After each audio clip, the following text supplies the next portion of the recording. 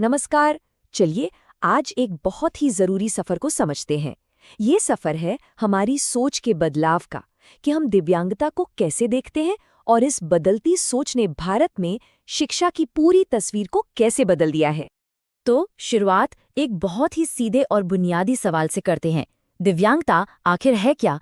क्योंकि जो हमारी आम समझ है ना, हो सकता है वो अब थोड़ी पुरानी हो गई हो। देखिए, पहले की सोच और आज की सोच में जमीन आसमान का फर्क है। पहले था मेडिकल मॉडल, मतलब ये माना जाता था कि समस्या उस व्यक्ति के अंदर है और उसे ठीक करने की जरूरत है। लेकिन अब सोच पूरी तरह बदल गई है। अब हम बात करते हैं सोशल मॉडल की। ये मॉडल कहता है, अरे नहीं, समस्या व्यक्ति में नहीं बल्कि समाज के बनाए ढांचे और उसकी रुकावटों में है। तो हमारी चर्चा का पहला हिस्सा यही है, दिव्यांगता को देखने के नजरिए में आया ये जबरदस्त बदलाव। तो ये सोशल मॉडल असल में है क्या?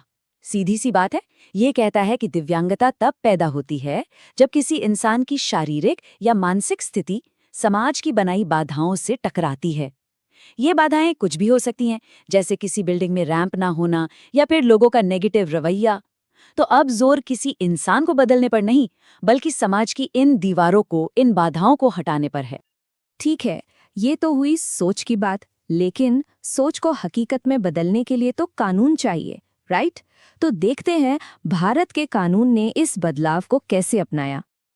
और ये हुआ साल 2016 में। एक बहुत ही बड़ा लैंडमार्क कानून आया, दिव्यांगजन अधिकार अधिनियम, जिसे हम RPWD एक्ट भी कहते हैं। इस कानून ने सब कुछ बदल दिया। इसने दिव्यांगता को एक मेडिकल प्रॉब्लम की तरह देखना बंद करके इसे एक अधिकार, एक ह्यूमन राइट का दर्जा दिया। और जानते हैं इस कानून ने सबसे बड़ा और जरूरी काम क्या किया? पहले सिर्फ 7 तरह की दिव्यांगताओं को मान्यता मिली थी। इस एक्ट ने उस लिस्ट को बढ़ाकर सीधा 21 कर दिया। सोचिए जरा, 7 से 21, ये कितना बड़ा बदलाव था। अब 21 नाम सुनकर शायद थोड़ा कंफ्यूजिंग लगे, है ना? तो इसे आसान बनाने के लिए इन सभी को 4 मेन कैटेगरीज में बांटा गया है: शारीरिक, बौद्धिक, मानसिक और संवेदी। और इस लिस्ट का दायरा कितना बड़ा है, इसका अंदाजा इसी बात से लगाइए कि इसमें एसिड अटैक सर्वाइवर्स, पार्किंसंस रोग और सिकल सेल जैसी बीमारियों को भी शामिल किया गया। मतलब ऐसी स्थितियां जिन्हें पहले दिव्यांगता के दायरे में गिना ही नहीं जाता था। तो जब कानून बदला, सोच बदली, तो इसका सबसे बड़ा असर कहाँ पड़ना था? बिल्कुल सही, शिक्षा पर। तो चलिए देखते हैं कि एजुकेशन का सफर कैसा रहा है।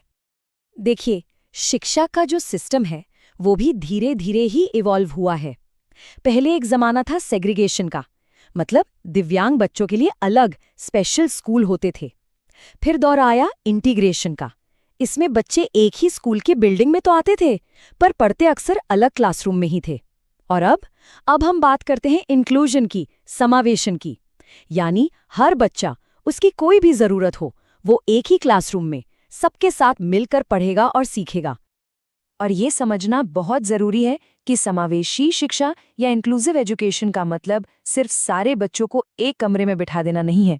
नहीं, इसका असली मतलब है सभी के लिए स्कूल वाला फलसफा। एक ऐसा माहौल बनाना जहां हर तरह की विविधता की इज्जत हो और हर बच्चे को वो सपोर्ट मिले जिसकी उसे जरूरत है, ताकि वो सबके साथ कंधे से कंधा मिलाकर सीख सके। हाँ, सुनने में तो ये सब बहुत अच्छा लगता है ना, एक आदर्श दुनिया की तरह। लेकिन सवाल ये है कि इस सपने को, इस आइडिया को जमीन पर हकीकत में कैसे उतारा जाए। तो देखिए, एक मजबूत समावेशी शिक्षा की इमारत कुछ बहुत ही जरूरी सिद्धांतों पर टिकी होती है, जैसे कि हर फैसले के केंद्र में बच्चा होना चाहिए, बच्चे की परेशानी को जितनी जल्दी हो सके पहचानना, और हाँ, सबसे जरूरी, माता पिता को इस सफर में एक पार्टनर, एक भागीदार बनाना। और इन सभी सिद्धांतों को जो चीज एक साथ पिरोती है वो है IEP, यानी इंडिविजुअलाइज्ड एजुकेशन प्लान, व्यक्तिगत शिक्षा योजना। ये समझ लीजिए कि हर बच्चे का अपना एक पर्सनल रोड मैप होता है। ये एक डॉक्यूमेंट है जो बताता है कि इस बच्चे को क्या सिखाना है, कैसे सिखाना है और उसकी अपनी रफ्तार क्या होगी। ये सच में एक गेम चेंजर है। तो असल क्लासरूम में ये सब कैसा दिखता होगा? चलिए कुछ उदाहरण देखते हैं। मान लीजिए क्लास में कोई बच्चा है जिसे सुनने में थोड़ी तकलीफ है। तो उसके लिए साइन लैंग्वेज का इस्तेमाल हो सकता है या उसे आगे बिठाया जा सकता है। जिसे देखने में परेशानी है उसके लिए ब्रेल की किताबें या ऑडियो लेसन काम आ सकते हैं। और जो बच्चे ऑटिज्म स्पेक्ट्रम पर हैं उनके लिए एक फिक्स्ड रूटीन, एक तय दिनचर्या बहुत बहुत मददगार साबित होती है। तो यहाँ तक का सफर बहुत अच्छा रहा है, इसमें कोई शक नहीं। लेकिन मंजिल अभी भी काफी दूर है।